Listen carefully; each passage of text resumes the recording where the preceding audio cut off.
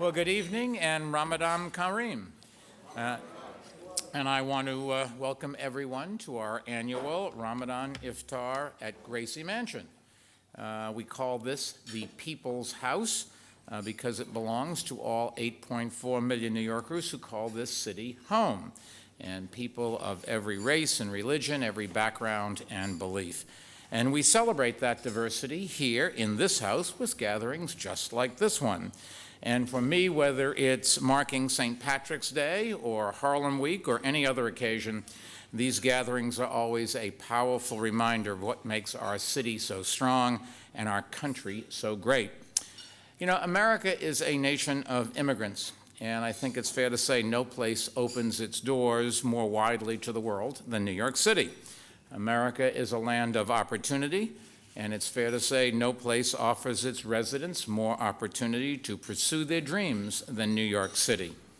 And America is a beacon of freedom, and I think it's fair to say that no place defends those freedoms more fervently or has been attacked for those freedoms more ferociously than New York City.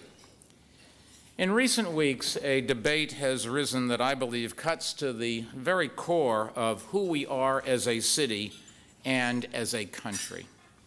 The proposal to build a mosque and community center in Lower Manhattan has created a national conversation on religion in America. And since Ramadan offers a time for reflection, I wanted to take a few minutes to reflect on that very subject. There are people of goodwill on both sides of the debate, and I would hope that everyone can carry on a dialogue in a civil and respectful way. In fact, I think most people now agree on two fundamental issues. First, that Muslims have a constitutional right to build a mosque in Lower Manhattan, and second, that the site of the World Trade Center is hallowed ground. And the only question we face is how do we honor that hallowed ground? The wounds of 9/11 are still very much with us. And I know that is true for Talat Hamdani, who is here with us tonight and who lost her son, Salman Hamdani, on 9/11. There will always be a hole in our hearts for the men and women who perished that day. After the attacks, some argued, including some of those who lost loved ones, that the entire site should be reserved for a memorial. But we decided, together as a city, that the best way to honor all those we lost and to repudiate our enemies was to build a moving memorial and to rebuild the site. We wanted the site to be an inspiring reminder to the world that this city will never forget our dead and never stop living. We vowed to bring Lower Manhattan back, stronger than ever, as a symbol of our defiance, and I think it's fair to say that we have. Today, it is more of a community neighborhood than ever before, with more people than ever living, working, playing, and praying there. But if we say that a mosque or a community center should not be built near the perimeter of the World Trade Center site, we would compromise our commitment to fighting terror with freedom. We would undercut the values and principles that so many heroes died protecting. We would feed the false impressions that some Americans have about Muslims. We would send a signal around the world that Muslim Americans may be equal in the eyes of the law, but separate in the eyes of their countrymen. And we would hand a valuable propaganda tool to terrorist recruiters who spread the fallacy that America is at war with Islam. Islam did not attack the World Trade Center. Al-Qaeda did. To implicate all of Islam for the actions of a few who twisted a great religion is unfair and un-American. Today, we are not at war with Islam. We are at war with Al-Qaeda and other extremists who hate freedom. At this very moment, there are young Americans, some of them Muslims, standing freedom's watch in Iraq and Afghanistan and around the world. A couple here tonight, Sakiba and Asad Mustafa, have children who have served our country overseas.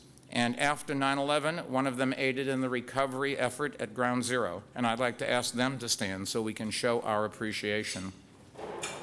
There you go. Thank you.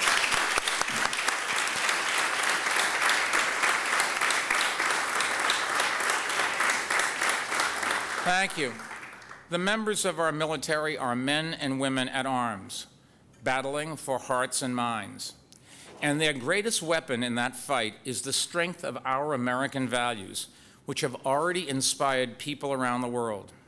But if we don't practice those values here at home, if we don't practice what we preach abroad, if we don't lead by example, we undermine our soldiers, we undermine our foreign policy objectives, and we undermine our national security.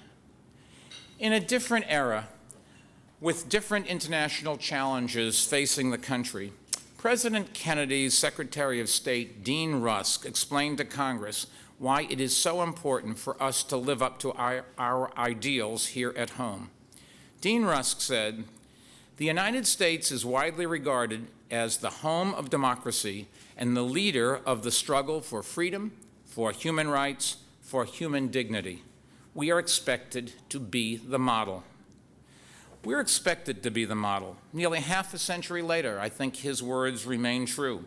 In battling our enemies, we cannot rely entirely on the courage of our soldiers or the competence of our diplomats. We all have to do our part.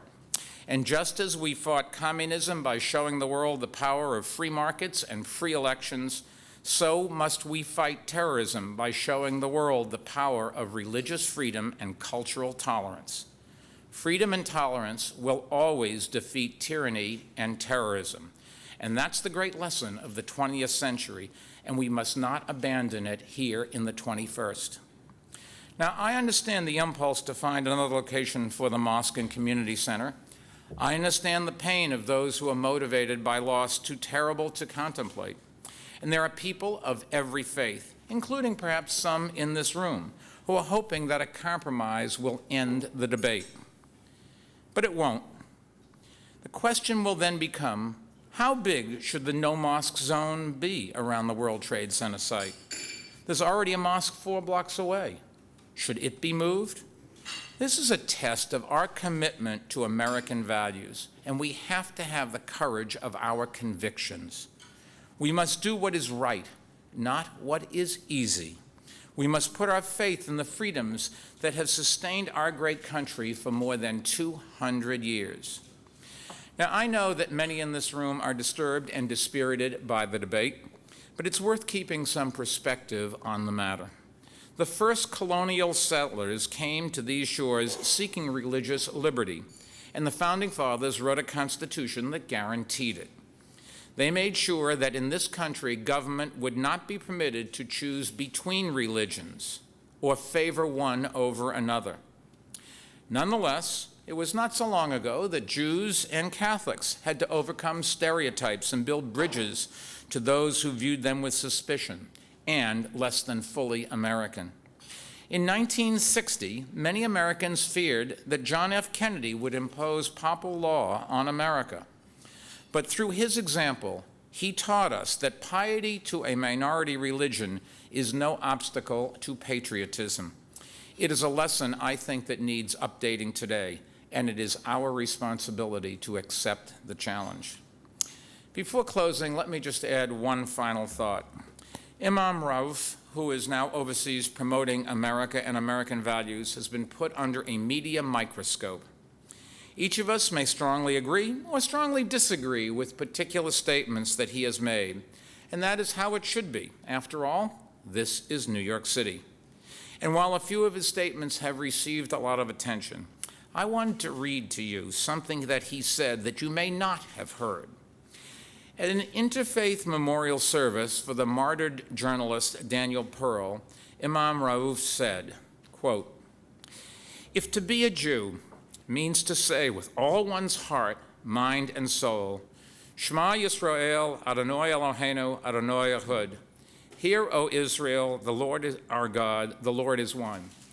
Not only today I am a Jew, I have always been one." He then continued to say, "If to be a Christian is to love the Lord our God with all my heart, mind, and soul, and to love for my fellow human beings what I love for myself, then I am not only a Christian, but I have always been one." In that spirit, let me declare that we in New York are Jews and Christians and Muslims, and we always have been. And above all of that, we are Americans, each with an equal right to worship and pray where we choose. There is nowhere in the 5 boroughs of New York City that is off limit to any religion.